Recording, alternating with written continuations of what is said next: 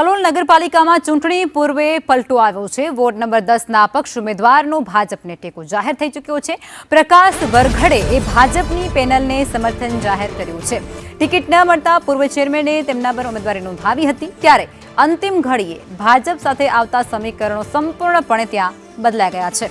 કલોલ પાલિકામાં ભાજપનું પલ્લું હવે વધારે ભારે બની ચૂક્યું છે। બળવાખોર ઉમેદવારના ટેકાથી વિરોધ પક્ષમાં અત્યારે ખૂબ ચિંતા વધી ગઈ છે। સ્થાનિક રાજકારણમાં ગરમાવો પણ એટલો જ વધી ગયો છે। ભાજપમાં અત્યારે ક્યાંક ખુશીની લહેર પણ જોવા મળી રહી છે। હું ભારતીય જનતા પાર્ટીમાં પહેલાં હતો, પણ મારું મન નહોતું માનતું, એટલે હું મારા સહ ટેકેદારો સાથે ભારતીય જનતા પાર્ટીમાં પાછો જોડાઉં છું, પરત આવું છું। અને હું વોર્ડ નંબર 10ના 4 ઉમેદવારોને મારા ટેકેદારો સાથે બહુમતીથી જીતાડી લાવીશ।